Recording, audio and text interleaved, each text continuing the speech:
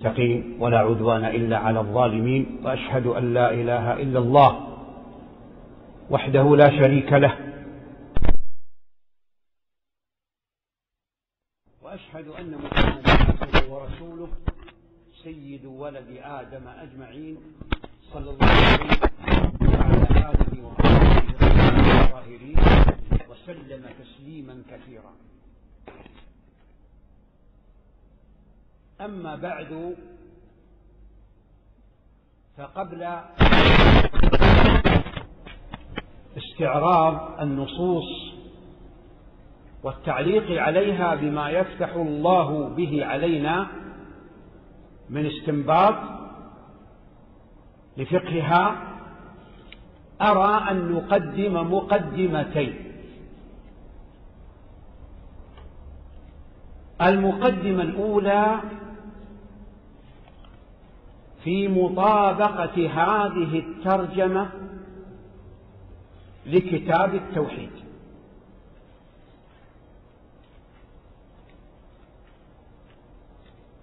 فما هي؟ والمقدمة الثانية في معنى السحر لغة وشرعا. أقول أولا مطابقة هذا الباب لكتاب التوحيد تظهر في التحذير منه، فإن السحر باب من الشر عظيم ينفتح على المسلمين حينما يقل فيهم الوازع الديني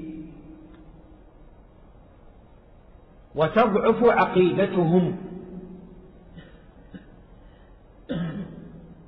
ولهذا فإن كثيرا من السحرة هم من المنتسبين إلى الإسلام، ولا يتعاطى السحر كافر بين المسلمين إلا القليل. وإذا فتشت في الأمر وجدت أنه يصل إلى مبتغاه وغرضه من السحر عن طريق المسلمين الذين قل فيهم الوازع الديني وضعف اعتقادهم في الله سبحانه وتعالى. هذا من وجه. ومن وجه آخر فإن السحر منه ما يوصل العبد إلى الكفر والردة عن دين الله سبحانه وتعالى والانتقال عن ملة الإسلام إلى ملة الشرك والكفر. وهذا له سببان: أحدهما إذا كان السحر مما يستعان عليه بالشياطين، كما كانت تفعل بنو إسرائيل اقتباسا من الشياطين الذين يتلون ما يتلون على ملك سليمان صلى الله عليه وسلم. ومنه ما هو فسق وفجور يكفر من استحله. ووجه ثالث أنه لا يسود السحر في مجتمع ويفشو فيه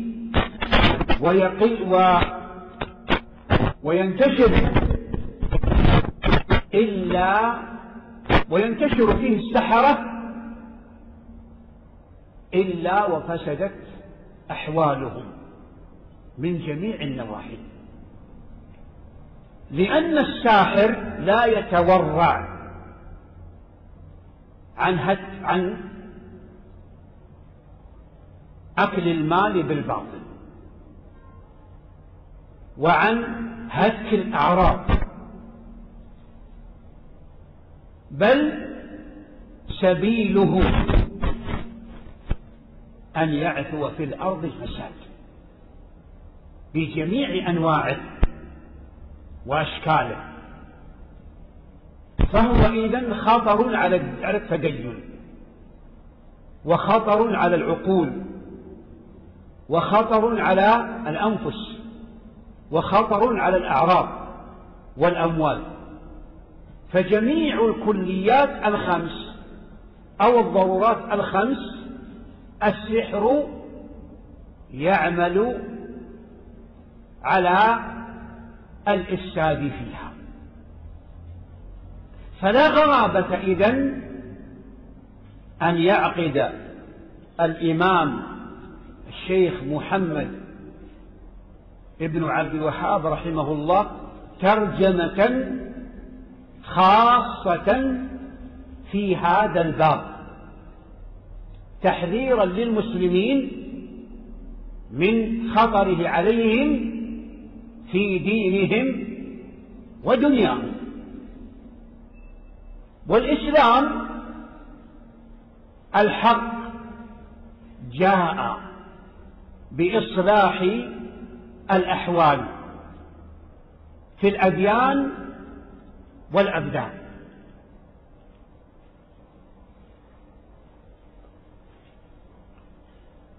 المقدمة الثانية في معنى السحر. السحر في اللغة ما دق مأخذه وخفي سببه ولطف. ومن هذا الباب سميت الأكلة في السحر قبل الفجر سحورا، لأنها تخفى على غير الصوام أو من هم بمكان. وأما السحر في مصطلح الشرع هو رقى وعزائم وتعاويذ تؤثر في القلوب والأبدان. ولهذا كان من أنواع السحر الصرف والعطف. فالصرف هو ثني الإنسان عما يريده، وقد يثنيه إلى شيء آخر وقد لا يثنيه إلى شيء آخر. وأما العطف فهو ثني الإنسان إلى ما لا يريد، ثني الإنسان إلى ما لا يريد. فمن الصرف حبس الرجل عن امرأته أو تنفير المرأة عن زوجها، وهو ما يسمونه الربط. فكثير من المجتمعات المنتسبة إلى الإسلام يسود فيهم هذا الأمر، فهم يعملون على البنت الصغيرة فيما زعموا حماية لها عن تعدي الأولاد عليها واعتدائهم عليها، ثم إذا تزوجت يحبس عنها زوجها، وبعضهن تتزوج عدة رجال لا يصلون إليها. وإذا فتشت عن السبب وجدت أنه هذا الربط، وأن الذي ربط السحر اختفى، إما أنه مات وإما أنه ذهب من البلد ولا يدرى أين هو. فإن لم يجعل الله رحمة منه ونعمة تتدارك هذه المرأة فإنها يحبس عنها الرجال على الدوام ولا يصل إليه زوجها أبدا. والعطف هو ما يعمله بعض الناس من إرغام الإنسان على ما يكره. فامرأة مثلا تنفر من الرجل ولا تريده لأنها أكرهت عليه، قد تريد غيره أو تكره هذا لأمر ديني أو خلقي أو خلقي، فيعمل لها من السحر ما يجعلها تحبه وتنتمي إليه، وإن كان من أبشع الناس منظرا وأفسقهم استقامة، وأفسقهم من حيث الاستقامة. وهذا وذاك كله من السحر على ما سيأتي تفصيل القول في حكمه إن شاء الله تعالى. فإذا تقرر هذا فمعنى قول المصنف باب ما جاء في السحر، يعني من النصوص الدالة على تحريمه وأنه من كبائر الذنوب. وهذا يستدعينا إلى أن نعيد ما أسلفنا الإشارة إليه من أقسام السحر. فليعلم كل مسلم ومسلمة أن السحر على ضربين: أحدهما كفر، وهو ما يكون عن طريق الشياطين، فإنه لا يتأتى لساحر أن يستعين بالشيطان على ما يبتغيه من السحر حتى يتقرب إليه بما يحب. الثاني من العدوان والعصيان، وهو ما يعمد إليه بعض السحرة من فعل العقاقير والأدوية المخدرة المؤثرة، فهذا لا يكفر إلا من استحله، فإن من استحله يكفر، لأنه معلوم تحريمه من دين الله بالاضطرار. ولهذا قال الشافعي رحمه الله: يقال للساحر صف لنا سحرك. وهذا لأنه متقرر عنده وعند أمثاله من أئمة العلم والإيمان والدين أن السحر يتفاوت، وأنه ليس متفقا في الأحكام، لكن تتفق أنواع السحر على أنها محاربة للمسلمين، وأنها إفساد في الأرض، ومن أساليب حرب الله وحرب رسوله صلى الله عليه وسلم، لأن الكل يعني من هذه الأنواع يجتمع على شيء واحد، وهو التعدي على حرمات الله وانتهاكها.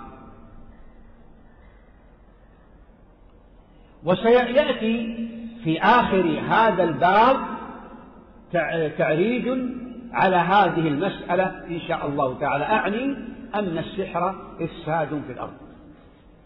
فإذا تقرر هذا فلنبدأ في استعراض ما ذكره المصنف من النصوص. وقد سمعتم آية البقرة التي أشار المصنف إليها رحمه الله بقوله: ولقد علموا لمن اشتراه ما له في الآخرة من خلاق. فالضمير في قوله علموا يعني اليهود، والضمير في قوله اشتراه ضمير الغائب عائد على السحر.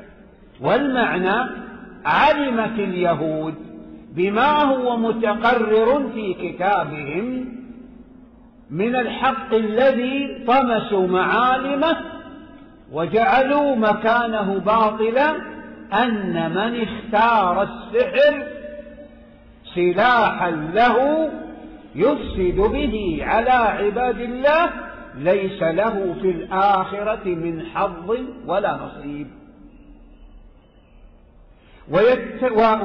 وزيادة الإيضاح والبيان لما تضمنته الآية يظهر في تلاوتها كاملة، وهي قوله تعالى: واتبعوا ما تتلو الشياطين على ملك سليمان وما كفر سليمان ولكن الشياطين كفروا يعلمون الناس السحر وما أنزل على الملكين ببابل هاروت وماروت وما يعلمان من أحد حتى يقولا إنما نحن فتنة فلا تكفر، فيتعلمون منهما ما يفرقون به بين المرء وزوجه وما هم بضارين به من أحد إلا بإذن الله ولقد علموا لمن اشتراه ما له في الآخرة من خلاق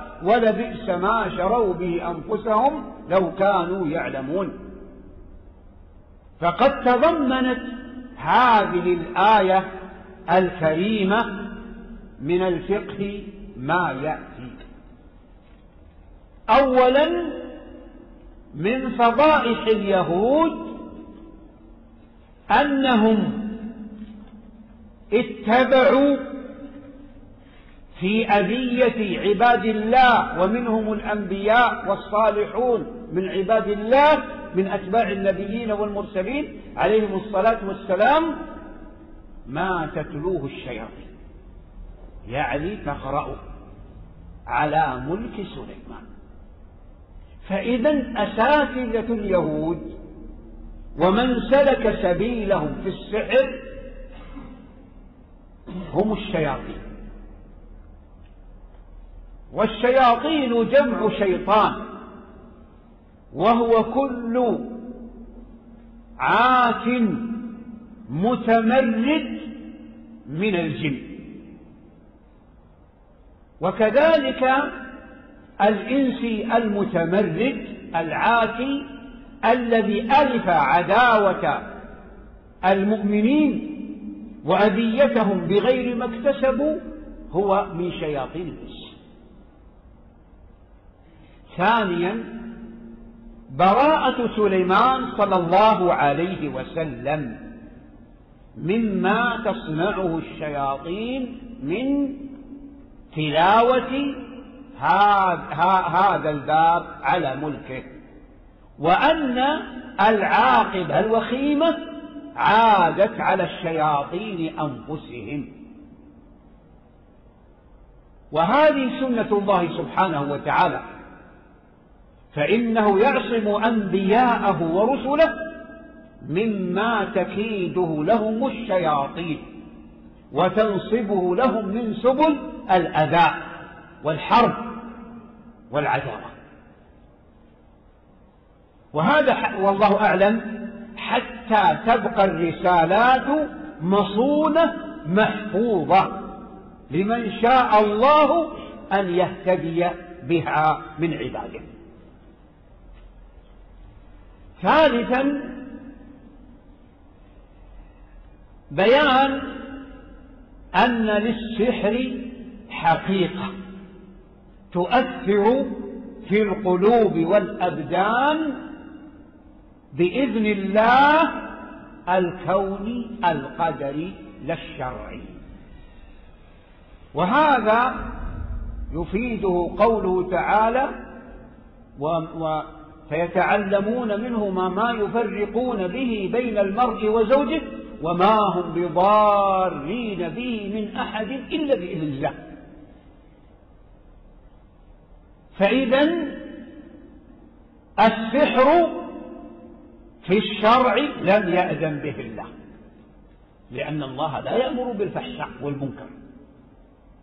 وأما من حيث القدر فقد سبق في علمه سبحانه وتعالى وكتابته في اللوح المحفوظ أن السحر يضر، ومن ضرره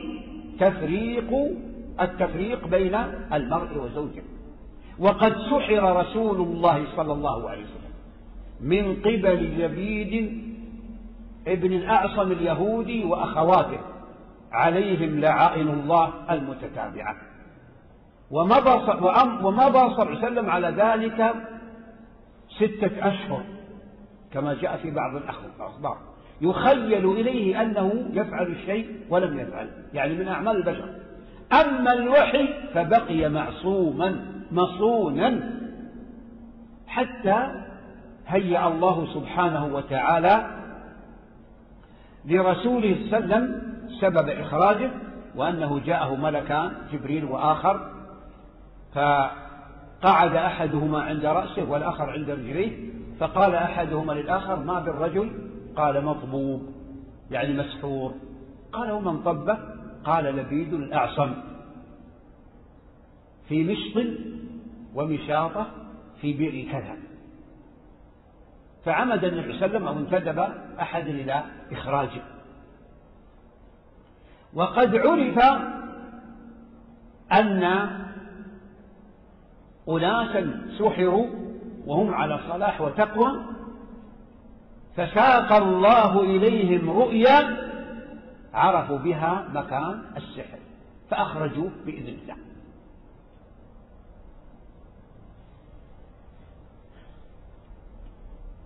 الفائدة الرابعة في الآية أن السحر من كبائر الذنوب، وهذا يدل له: ولقد علموا لمن اشتراه ما له في الآخرة من خلاق، يعني من حظ ولا نصيب. ذم اليهود، وهي الفائدة الخامسة، ذم اليهود على هذا الصنيع، وهذا يقتضي النفور من السحر أشد النفور، لأن المسلم مجبول على النفور من مشابهة الكفار. هذا إن كان العاقل الحازم في أمره الناصح لنفسه. نعم. قال المصنف: وقوله تعالى: يؤمنون بالجبت والطاغوت. قال عمر: الجبت السحر والطاغوت الشيطان. وقال جابر: حسبك. هذه جملة من آية النساء اقتصر فيها المؤلف رحمه الله على محل الشاهد، والمطابقة للترجمة في تفسير عمر رضي الله عنه. والجبت من الجبت، وهو في الأصل الفشل في الأمور، ثم كما يقال استخدم في كل أو في ذم كل أمر لا خير فيه دين ودنيا، ومن ذلكم السحر. فبان بهذا أن من صفات اليهود الخبيثة الذميمة أنهم يؤمنون بالجبت ويؤمنون بالطاغوت، والطاغوت الشيطان. وقد مضى في أول هذا الكتاب أن الطاغوت من الطغيان، وهو كل ما تجاوز فيه العبد حده من اتباع وطاعة غير مطيع لله ورسوله صلى الله عليه وسلم. فبان بهذا أن من أطاع في معصية الله يقال اتبع طاغوتا، ويقال طغى، وهو يختلف. نعم. وقوله رنة الشيطان، الرنة هي الزفير القوي، الزفير القوي المزعج. وحاصل ما جاء عن السلف رحمهم الله أن إبليس عليه لعنة الله رن أربع رنات، يعني زفر 4 زفرات قوية مزعجة. الأولى حين لعنه الله فقال فاخرج منها فإنك رجيم وإن عليك لعنتي إلى يوم الدين. والثانية حين أهبط من صف الملائكة إلى الأرض. والثالثة حين ولد محمد صلى الله عليه وسلم. والرابعة حين بعث محمد صلى الله عليه وسلم. فهي خيبات متتابعة عليه وعلى من اتبعه، نسأل الله العافية والسلامة. نعم. وقال جابر: الطواغيت كهان كان ينزل عليهم الشيطان في كل حي واحد. هذا الخبر أخرجه ابن أبي حاتم بمعناه مطولا من طريق وهب بن المنبه رحمه الله قال: سألت جابرا عن الطواغيت فقال: الطواغيت كهان في جهينة واحد، وفي أسلم واحد، وفي هلال واحد، وفي كل حي واحد تنزل عليهم الشياطين. وهذا تفسير بالمثال، أقول تفسير بالمثال، فهو فرد من أفراد المعنى، وإلا في الطواغيت كثيرون. وللمصنف رحمه الله رسالة جميلة ذكر فيها رؤوس الطواغيت، لكن تجتمع كلها في شيء واحد، وهو الأمر بغير طاعة الله وطاعة رسوله صلى الله عليه وسلم. نعم. وعن أبي هريرة رضي الله عنه أن رسول الله صلى الله عليه وسلم قال: اجتنبوا السبع الموبقات. قالوا: يا رسول الله وما هن؟ قال: الشرك بالله، والسحر، وقتل النفس التي حرم الله إلا بالحق، وأكل الربا، وأكل مال اليتيم، والتولي يوم الزحف، وقذف المحصنات الغافلات المؤمنات. هذا الحديث ذكر السبع الموبقات، اجتنبوا، تنفيرا منها وتحذيرا من سوء عاقبتها، وفيه تنبيه إلى أنها أمهات في الآثام. والموبقات معناه المهلكات التي توبق صاحبها في النار. وليست الموبقات والكبائر محصورة على هذه، فإن من استقرأ الكتاب والسنة يجد أن الموبقات المهلكات والكبائر والعظائم في الآثام عشرات. ولهذا روي عن ابن عباس قال 700، ورواية قال هي ل70 أقرب. ويجمعها كل ذنب ترتب عليه حد في الدنيا أو تعزير بليغ، ترتب عليه حد في الدنيا أو تعزير بليغ، أو توعد عليه بلعن أو توعد عليه بلعن أو غضب أو نار. هذا يدل على أن هذا الذنب كبيرة. والملحوظ هنا شيئان، وعليهما نقتصر رغبة في اختصار الشرح وكسر الوقت. الأول في مطابقة الحديث للباب، ويقال الشاهد، وهذا واضح لديكم، والسحر. الثاني في جعله صلى الله عليه وسلم السحر بعد أعظم الذنوب باتفاق الأئمة، فأعظم ذنب عصي الله به ما هو؟ الشرك.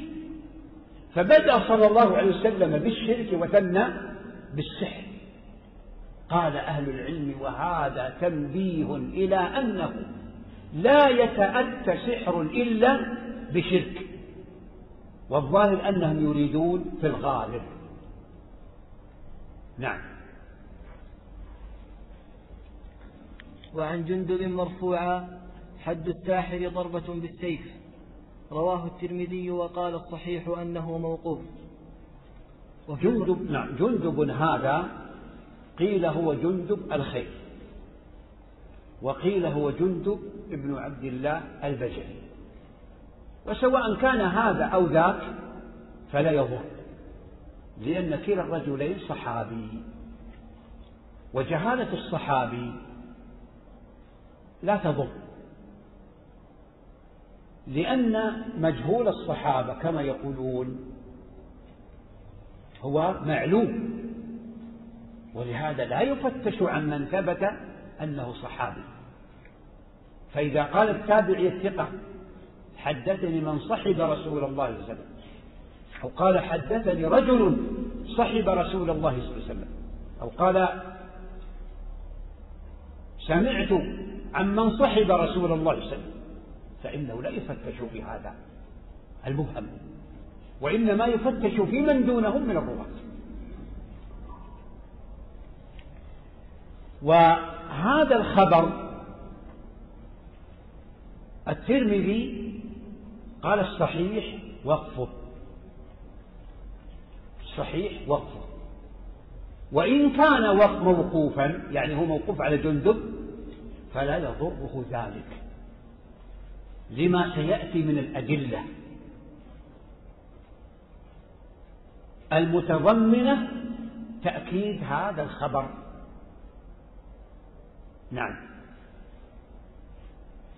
تابع. وفي صحيح البخاري عن بجالة بن عبده قال: كتب عمر بن الخطاب رضي الله عنه أن اقتلوا كل ساحر وساحرة، قال: فقتلنا 3 سواحر. وصح عن حفصة رضي الله عنها أنها أمرت بقتل جارية لها سحرتها فقتلت. وكذلك صح عن جندب. قال أحمد: عن 3 من أصحاب النبي صلى الله عليه وسلم. هذه 3 أخبار تدل على أن حد الساحر القتل، والذي يقتله الإمام أو من ينوب عنه من الجهات المختصة. ومن هنا ننبه إلى ما يأتي. أولا، يجب على المسلمين إذا علموا ساحرا هنا أو في أي بلد مسلم حكامها يكافحون هذا الداء، أن يخبروا ولي الأمر، ولا تأخذهم في الله لومة لائم، وإن كان أقرب الناس إليه كابنه وزوجه وأخيه وأخته واحد، غيرة على محارم الله وغيرة على دين الله، لما تقدم أن السحر مفسد للكليات ال5 كلها، والساحر مفسد للكليات ال5 كلها. الأمر الثاني، هل للساحر توبة؟ قالت طائفة من أهل العلم: له توبة، لأن الشرك هو أعظم الذنوب تقبل التوبة منه. وقالت طائفة: ليست له توبة، فإنه يقتل. والذي يظهر لي أن الساحر من المفسدين في الأرض والمحاربين، فيجري عليه حكمهم، فإن تاب قبل القدرة عليه خلى الإمام سبيله، إلا في الحقوق الخاصة فإنه يؤخذ بها.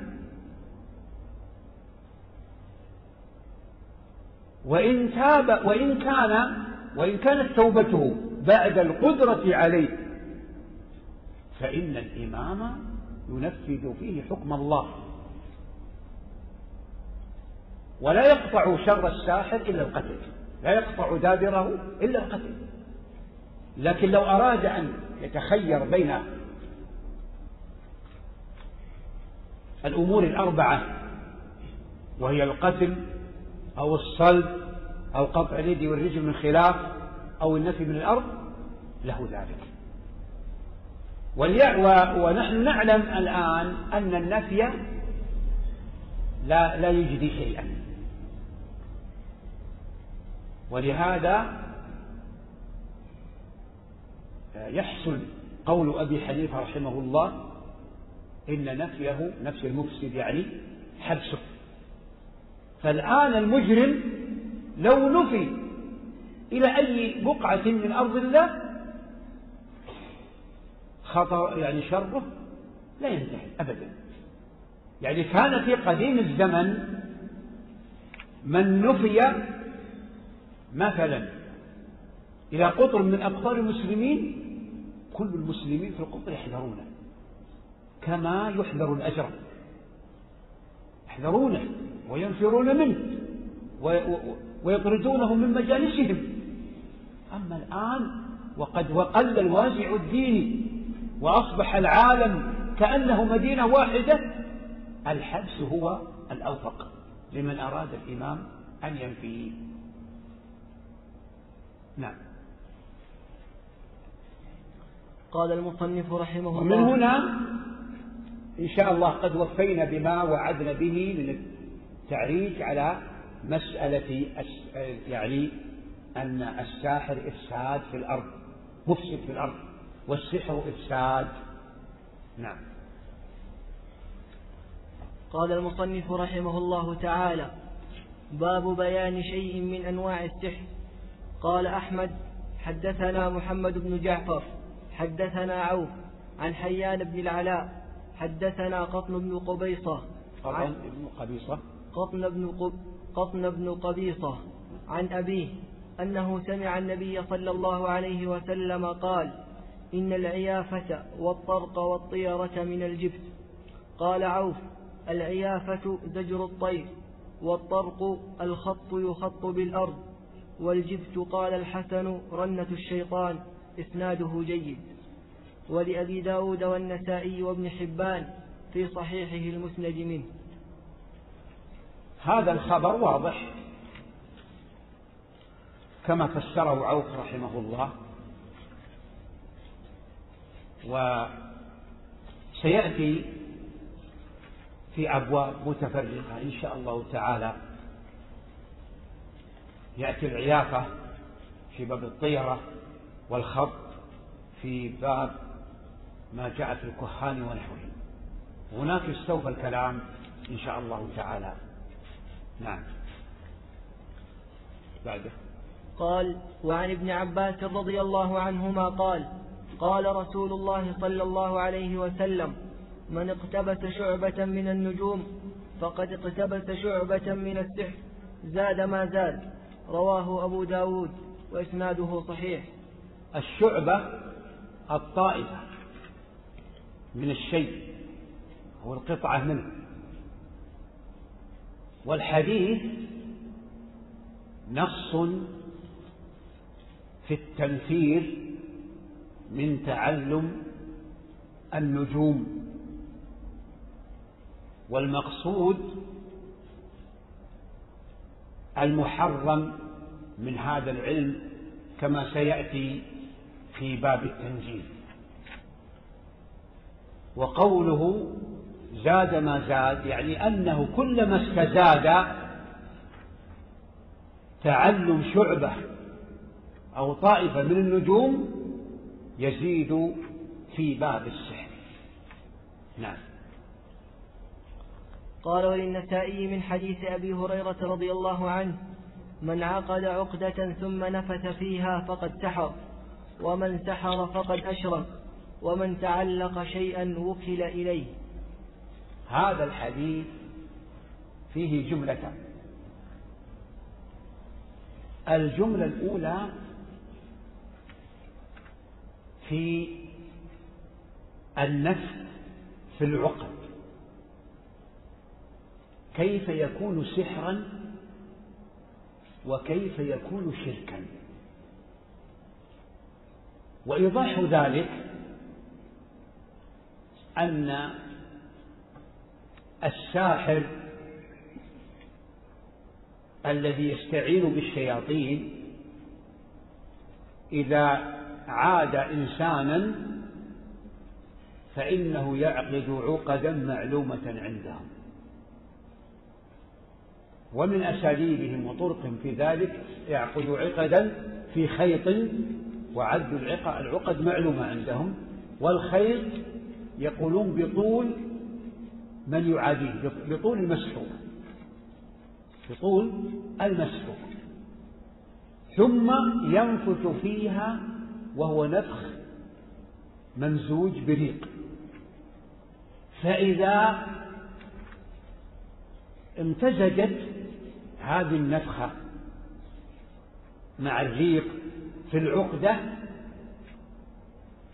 وصحبها يعني النفس الساحر الخبيث، فإن الشيطان يفعل فعله. وهذا لأن الساحر قد تقرب إلى الشيطان سلفا بما يحب، فإذا يجتمع في الريق مع العقدة نفس الساحر الخبيث مع النفس الشيطاني، فيحصل المقصود بإذن الله. ماذا؟ القدري، بإذن الله القدري. ولهذا في الحديث فقد سحر، ومن سحر فقد أشرك. فالشرك يأتي من هنا. الجملة الثانية: ومن تعلق بشيء وكل إليه، يعني من اعتمد على شيء وكله الله إلى ذلك الذي اعتمد عليه. فإن اعتمد المرء على مخلوق معتقد أنه يضر وينفع ويرفع ويدفع، وكله الله إلى ذلك المخلوق وتخلى عنه. وإن اعتمد على الله سبحانه وتعالى وأنزل حوائجه بجنابه عز وجل كان الله معه. وفي الحديث الصحيح: احفظ الله يحفظك، احفظ الله تجده تجاهك. وفي الرواية الأخرى: تعرف إلى الله في الرخاء يعرفك في الشدة. فالجزاء من جنس العمل. وهذا يحمل المسلم على أن يكون دائما ملتجئا إلى الله سبحانه وتعالى، معتمدا عليه، مفوضا أمره إليه في الرخاء والشدة، في السراء والضراء. ومن ذلكم الاستكثار من الدعاء والإلحاح على الله بذلك. قال صلى الله عليه وسلم: ألظوا، يعني ألحوا بيا ذا الجلال والإكرام. وكان من دعائه صلى الله عليه وسلم: يا حي يا قيوم برحمتك أستغيث. ومن ذلكم تحصين المسلم نفسه وأهل بيته بالأذكار في الصباح وفي المساء. ونوصي هنا بصحيح الكلم الطيب. والأصل لشيخ الإسلام ابن تيمية، والصحيح للألباني رحمه الله الجميع. هناك كتب مؤلفة في الأذكار، من الأذكار للنووي، وفي رياض الصالحين شيء من هذا.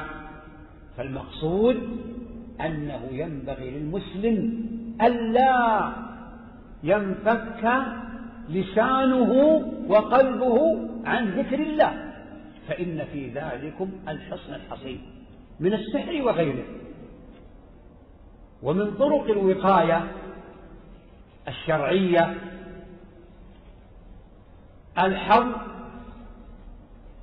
حظ المسلم على أن يتصبح ب7 تمرات عجوة تصبح بها. قالوا بالتجربة أنه يمكث بعدها ساعة أو ما يقاربها لا يشرب ماء ولا يأكل شيئا. فقد صح، والحديث المشار إليه هو قوله صلى الله عليه وسلم: من تصبح ب7 تمرات عجوة من تمر المدينة لم يضره في ذلك اليوم سم ولا سحر. نعم. قال: وعن ابن مسعود رضي الله عنه أن رسول الله صلى الله عليه وسلم قال: ألا هل أنبئكم ما العظم؟ هي النميمة القالة بين الناس. رواه مسلم. النميمة من النم، والنم هو نوع من الكلام يتضمن أشياء خفية لا تدرك. والنميمة هي نقل الكلام بين الناس على وجه الإفساد.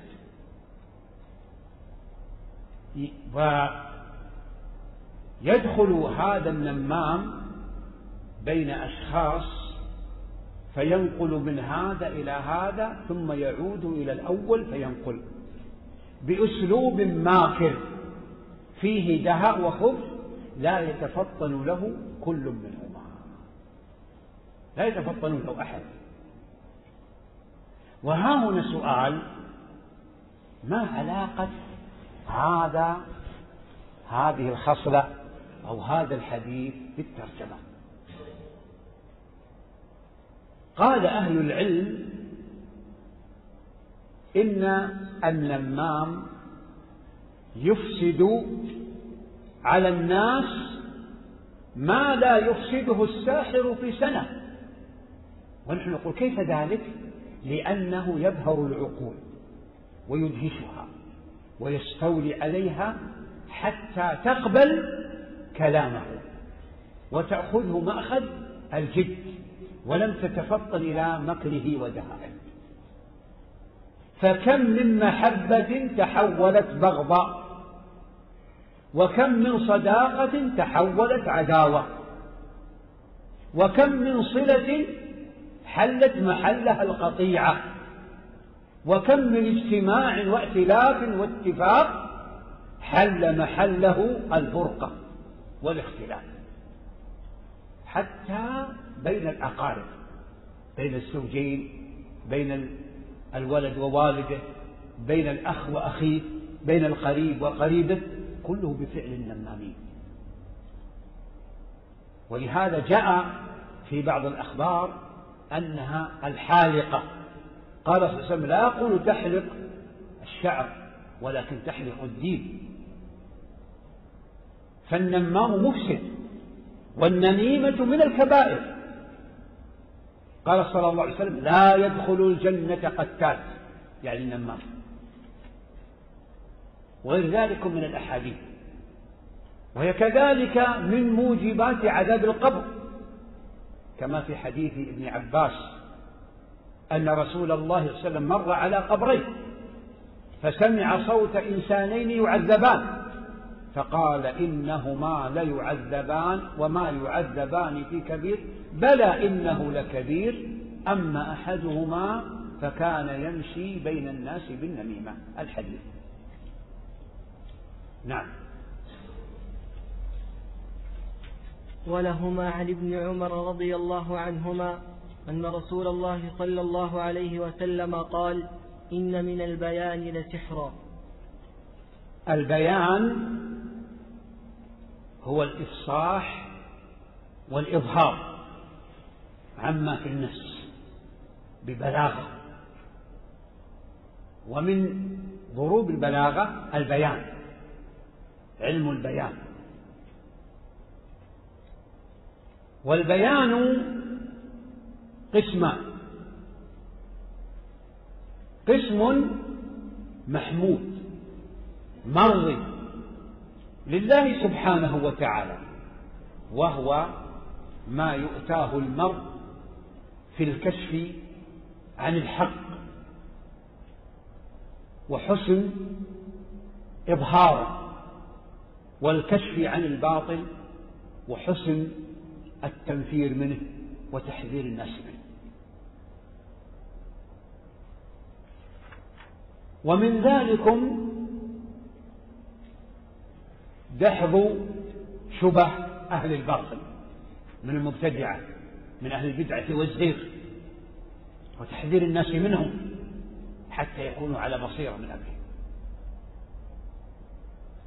والقسم الثاني من البيان القسم المذموم الممقوت، وهو ما يعمد فيه إلى تقليب الأمور وتلبيسها وتمويهها حتى تظهر البدعة في قالب السنة، والكذب في قالب الصدق، والحق في قالب الباطل، والعكس. هذا هو المذموم. وسمي البيان سحرا لأنه يسحر العقول ويبهرها ويدهشها. وقد جاء أن عمر بن عبد العزيز رحمه الله سأل رجلا عن مسألة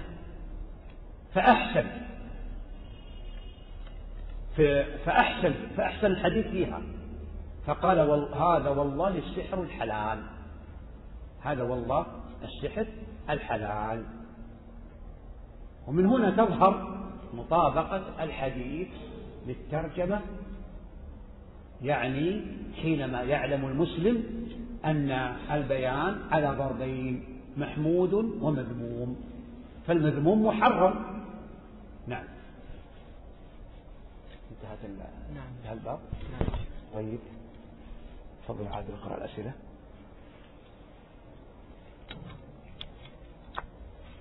جزاكم الله خيرا وأحسن إليكم. وهذا سائل يقول: لحظة، نقسم بينكم بالأخ العزيز. نعم. افرزها واعطها الأخ عادل. عندك مكبر يا عادل؟ نعم. ها؟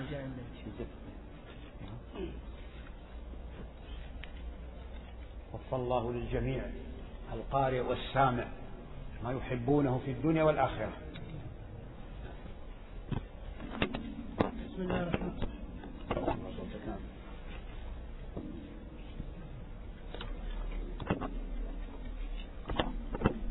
بسم الله الرحمن الرحيم. الحمد لله رب العالمين، والصلاة والسلام على نبينا محمد وعلى آله وصحبه أجمعين. هذا سائل يا شيخ يذكر: ذكرتم أن النميمة هي نقل الكلام بين الناس. ذكرتم أن النميمة هي نقل الكلام بين الناس على وجه الإفساد. وعلى وجه الإفساد هل هو قيد معتبر؟ نعم، لا بد من هذا، لا تسمى نميمة. كان على سبيل الإصلاح فهو من النصيحة، كأن ينصح الحاكم، يرفع إلى الحاكم أمر من الأمور يجري في ولايته، فليس هذا على سبيل الإفساد. وشواهد هذا كثيرة جدا. نعم. أثابكم الله. وهذا سائل يقول: ما حكم الاستعانة بالجن في فك السحر؟ وهل يجوز فك السحر بالسحر؟ هذا السؤال ذو شقين. الشق الأول في الاستعانة بالجن في حل السحر، في فكه وحله. أولا نذكركم بقوله صلى الله عليه وسلم: الأرواح جنود مجندة ما تعارف منها ائتلف وما تناكر منها اختلف.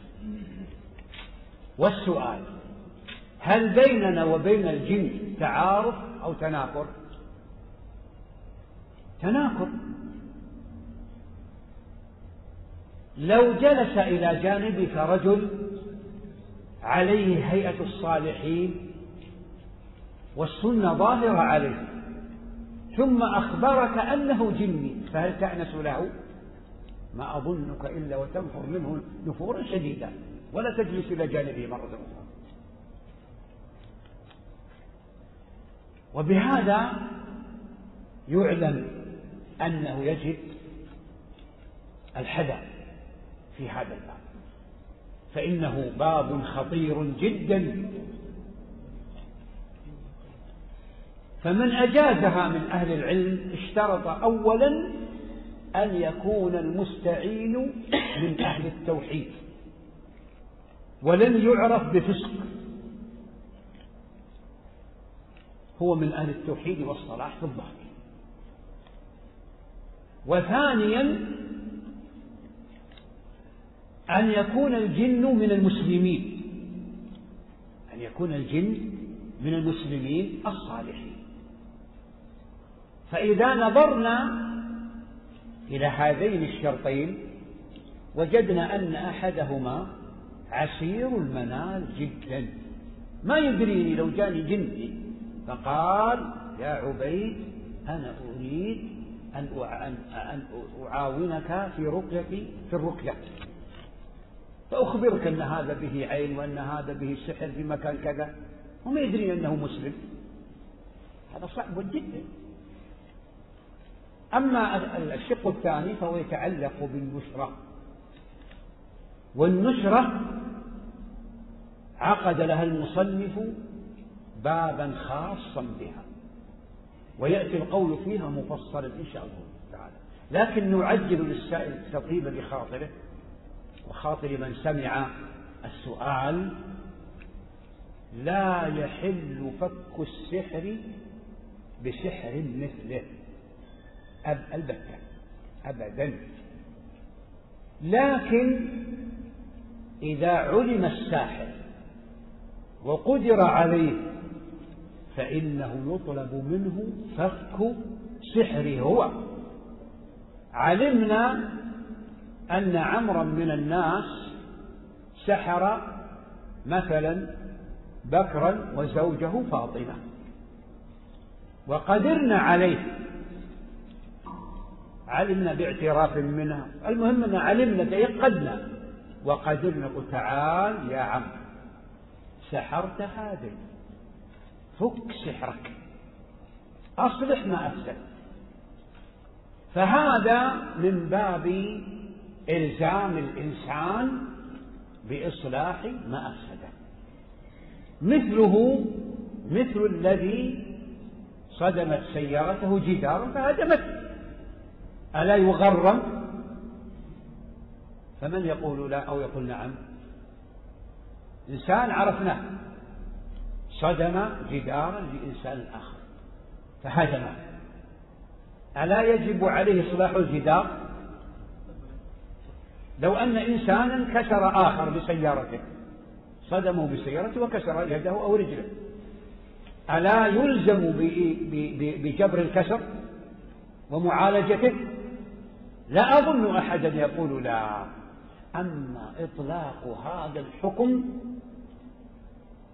وتعليمه هكذا يجوز حل السحر بالسحر، فهذا ليس بشديد، وإن أفتى به منتسب إلى العلم ويحسب على خير، لكن هذه الفتوى غير سديدة، هذا القول غير سديد. نعم. أثابكم الله. ذكر المصنف رحمه الله تعالى في المسائل المسألة الثالثة أن علم النجوم نوع من السحر، فهل هذا على الإطلاق؟ ذكرت في الدرس أنه يعني به المحرم، يعني به المحرم، وسيأتينا إن شاء الله تفصيل القول في باب التنجيم. أحسن الله إليكم. هذا سائل يقول: فتاة عمل لها سحر في صغرها، سحر الربط، وهي الآن بالغة ويأتيها الخطاب وترفض دون شعور منها، فهل من طريقة لعلاجها؟ الرقية الشرعية، وقد أحالتكم إلى بعض المصادر، ومن ما هو نافع بالتجربة أن يؤتى ب7 ورقات من السدر الأخضر فترضخ، هم يقولون بين حجرين، لكن الطاحون الآن يقوم مقامها، الخلاط، ويصب عليها ماء، ثم بعد ذلك ترش بها في الصباح والمساء، تكرر وتكرر الرقية، وهذا أمر يحتاج إلى صبر، فإنه أحيانا يطول المرض فيحتاج المسحور إلى رقية مكثفة كما يقولون، أيام وليالي. وكذلك المسحور يعين الرقاة على نفسه بالاستكثار من ذكر الله وبقراءة القرآن، يذهب عنها ذلك إن شاء الله تعالى. أثابكم الله. وهذا سائل يقول: فضيلة الشيخ، هل آيات الرقية الشرعية ثابتة عن النبي صلى الله عليه وسلم أم هي من باب العلاج؟ منها ما هو ثابت، المعوذتين والإخلاص وآية الكرسي وخواتيم سورة البقرة، حض النبي صلى الله عليه وسلم على تلاوتها، بعضها استعمله النبي صلى الله عليه وسلم في التعويذ، وكان صلى الله عليه وسلم ينفث على نفسه يقرأ المعوذتين والإخلاص فاتحة على ما أظن، وبعضها عرفه المسلمون بالتجربة، عرفت آيات وجدت نافعة. فمثلا من علاج العين قوله تعالى: وإن يكاد الذين كفروا ليزلقونك بأبصارهم لما سمعوا الذكر ويقولون إنه لمجنون وما هو إلا ذكر للعالمين. وفي المس 10 آيات من سورة الصفات 10 الأول. وفي السحر آية السحر من البقرة والأعراف ويونس وطه. نعم. وآية الكرسي نافعة في كل هذه الأمراض إن شاء الله تعالى. قال صلى الله عليه وسلم: اعرضوا علي رقاكم، ثم قال: لا بأس بالرقية ما لم تكن شركا. نعم. أحسن الله إليك. هذا سائل يقول: قتل جندب للساحر كان بغير إذن الأمير، وكذلك يظهر من فعل حفصة رضي الله عنها، فهل يفعله المسلم اليوم؟ بغير إذن الأمير، وكذلك يظهر من فعل حفصة. أولا هذا الرجل صحابي، هذا الرجل صحابي، والصحابة لهم مكانة عند الناس، ليس كمكانة غيرهم من أفراد الأمة. وأما نحن فلا نفعل هذا إلا بإذن الإمام، نرفع أمره للإمام، والإمام هو الذي يرى فيه رأي، والإمام يحكم عليه بموجب القضاء الشرعي. نعم. ثم حفصة قتلت جارية لها سحرتها، قتلت جارية لها سحرتها، وعمر رضي الله عنه قال: أن يقتلوا كل ساحر وساحر. فلعل جندب رضي الله عنه فهم من أمر عمر هذا، فهم من صنعه هذا أنه بأمر عمر، أو فهم من أمر عمر جواز صنيعه هذا. نعم. والمقصود أن هذه الآثار من غير نكير، يعني حدثت من غير نكير من أصحاب النبي صلى الله عليه وسلم، فالظاهر أنه إجماع. نعم. أحسن الله إليكم فضيلة الشيخ. هذا سائل يقول: إذا علمنا أن عالم الجن عالم غيبي، فهل يجوز علاج السحر بأمور معلومة بالتجربة؟ هناك تجارب عرفت وتناقلها أهل العلم من غير نكير إن شاء الله، وإن كان الاكتفاء بالرقية الشرعية أولى وأسلم. نعم. أثابكم الله، ذكرتم يا شيخ علاجا بالسدر، فهل يقرأ عليه القرآن؟ نعم، تقرأ عليه آيات السحر والمعوذتين والإخلاص، ويقول القواقل، ويقصدون قل يا أيها الكافرون، قل هو الله أحد، قل أعوذ برب الفلق، قل أعوذ برب الناس، والفاتحة وخواتيم سورة البقرة وآية الكرسي. نعم. أثابكم الله، هذا سائل يقول: السلام عليكم ورحمة الله وبركاته، أما بعد، صاحب الفضيلة حفظكم الله، نريد من فضيلتكم توجيه نصيحة لأهل بلدنا درنا ليبيا التي ينتشر فيها الاعتقادات الباطلة من دعاء غير الله والاستغاثة به والاستعانة، كما أن الناس يشدون الرحال لقبور معينة للنذور والتبرك كقبر سيدي عون وغيرها، وكما أن السحر منتشر والكهانة، وفي مقابل هذا يشتغل الشباب بأفكار الخروج على السلطان والتكفير الناس. يا ابني هذه تحتاج إلى محاضرة، لكن هذه الدروس نوصيك أن تبلغهم منا السلام، وأن تنقل هذه الدروس إليهم، فمن كان فيه خير ينفعه الله سبحانه بها. كما نوصيك بالحكمة وحسن الأسلوب في دعوة قومك الذين يظهر أنهم استحكمت فيهم الاعتقادات الفاسدة، ونوصيك كذلك بالصبر، فإنك لا تبلغ مرادك في تحقيق ردهم إلى الاعتقاد الصحيح إلا بالصبر والحكمة والموعظة الحسنة، وربطهم بأهل العلم الفضلاء في أقطار المسلمين وفي المملكة العربية السعودية خاصة. نعم. أحسن الله إليك، هذا سائل يقول: هل الأفضل الاستعاذة من الشيطان أو لعنه؟ هذا وهذا، أنا أرى هذا وهذا، نستعيذ بالله منه ولا نلعن، وكذلك نلعنه، فإن الله لعنه وأمر بالاستعاذة منه، فلا مانع من استعمال الأمرين. نعم. جزاكم الله خير، هذا سائل يقول: هل تجوز الصلاة في مسجد يوجد في مقدمة المسجد من الخارج قبر يزار ويطاف به؟ أولا ينظر في بناء هذا المسجد،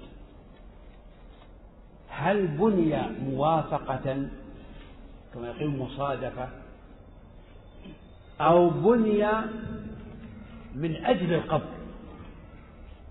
فإن كان هذا المسجد بني من أجل القبر فلا تصح الصلاة فيه أبدا، وإن كان بني مصادفة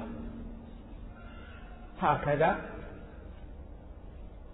يعني بدون ارتباط يربط بين المسجد والقبر، فلا مانع من الصلاة فيه ما دام أن القبر مفصول عنه. وإن أمكن أن ينتقل الأهالي إلى مكان آخر ويبنون فيه مسجدا آخر فهو أفضل، والله أعلم. نعم. أحسن الله إليكم، هذا سائل يقول: أشكل علي كيف تؤثر العقاقير فيما يحب الإنسان ويكره بدون الاستعانة بالشياطين؟ هذا أمر ذكره أهل العلم، ونسأل الله أن يعافينا وإياك والسامعين. تؤثر، نعم.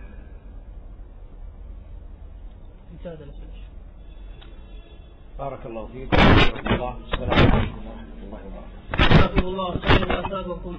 السلام عليكم.